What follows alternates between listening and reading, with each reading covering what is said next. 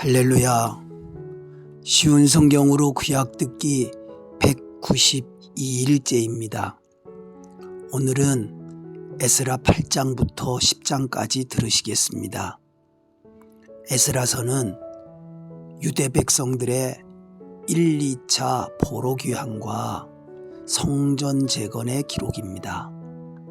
성전 재건 공사가 BC 516년 마무리되고 58년이 지난 BC 458년 유대 백성들이 2차로 귀환을 하게 됩니다.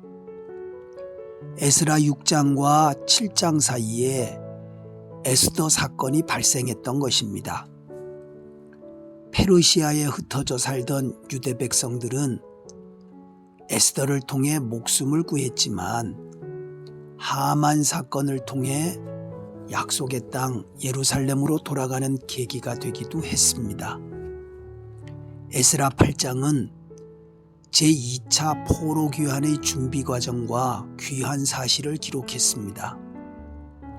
에스라는 유대 백성들을 이끌고 오기 전에 예루살렘에서 실시한 율법 교육과 성전 제사 제도의 회복을 위해서 레위인들과 성전 봉사자들을 모집하고 무려 1500km나 되는 여행길의 안정과 평안을 위해 하나님의 도우심을 바라는 금식과 기도를 드렸습니다.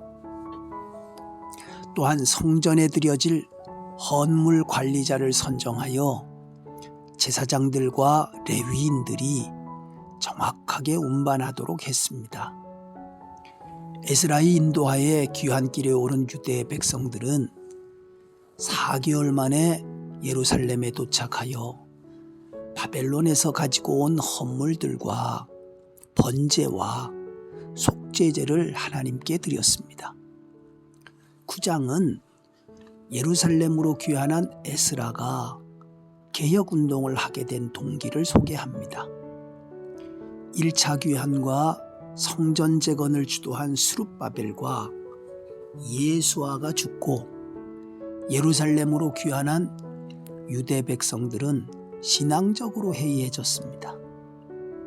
그들은 율법에 금지된 이방인들과 혼인하여 하나님의 백성으로 지켜야 할 영적 순결성을 잃어가고 있었습니다. 이스라엘 백성의 이방 결혼 실태에 대해 지도자들이 고발하였고 이스라엘 백성들의 타락 실상을 접한 에스라는 통곡하며 중보하는 회개 기도를 드립니다. 10장은 에스라의 간절한 중보 기도에 유대 백성들의 신앙 양심이 깨어나 회개하게 되었습니다.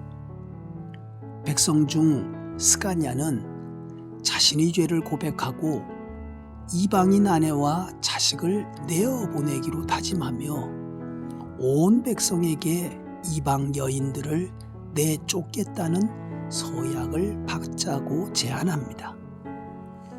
에스라는 스가냐의 제안대로 온 백성에게 총회로 모일 것을 선포하고 3일 만에 모든 유대 백성들이 예루살렘에 집결하자 에스라는 이방 여인들과 혼인한 그들의 죄악을 지적하며 즉시 하나님 앞에 회개하고 이방 여인과의 관계를 청산할 것을 명합니다. 에스라는 조사위원회를 구성하여 이방 여인과 혼인한 자들의 명단을 작성하였습니다. 3개월간에 걸쳐서 실시된 조사 결과 모두 112명의 명단이 작성됩니다. 오늘은 이방인과의 통혼 문제에 대해 묵상해 봅니다. 에스라의 소집에 의해 모인 이스라엘 총회에서 지도자들과 모든 백성들은 자신들의 이방 아내와 그 자녀들을 다 내쫓기로 결의합니다.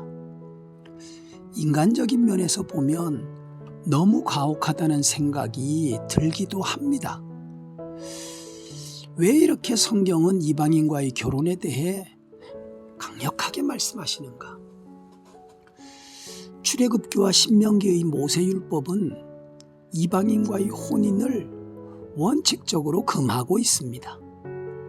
그런데 성경에서 이방인과의 혼인을 금하는 이유는 이스라엘 백성의 육신적인 순수 혈통을 보존하기 위함만은 아닙니다. 하나님은 결혼의 목적이 더 경건한 자손을 얻기 위함이라고 하셨습니다. 결혼을 통해서 하나님을 더 잘 섬기는 거룩한 백성을 양육하여 하나님의 나라를 이 땅에 이루는 것이 하나님의 뜻입니다.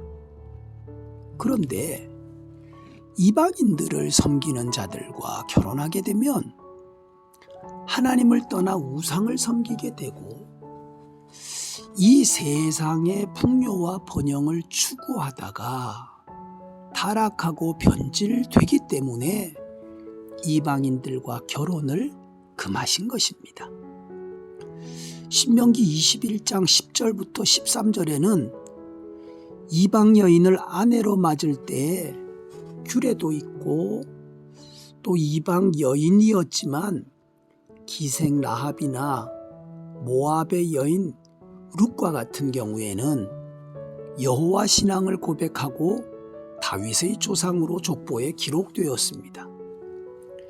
모세도 요셉도 이방 여인과 결혼했습니다. 그들은 이방인과 결혼하여 하나님 나라를 확장했습니다.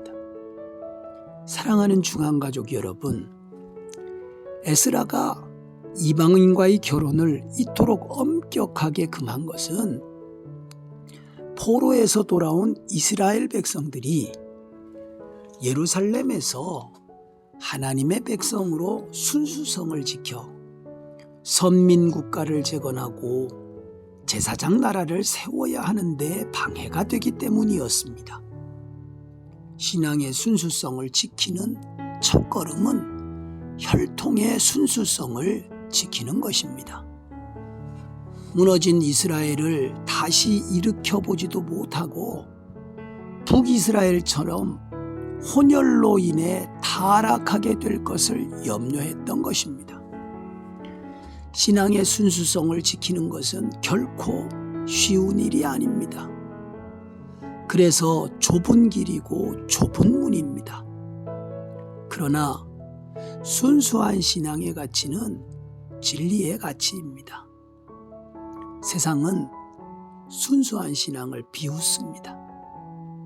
순도 99.9%의 금을 정금이라고 합니다. 주님은 순수한 신앙을 정금같이 여기십니다. 오늘도 신앙의 순수성을 지켜내시는 예수님의 순결한 신부가 되시기를 기도합니다. 다 같이 기도드리겠습니다.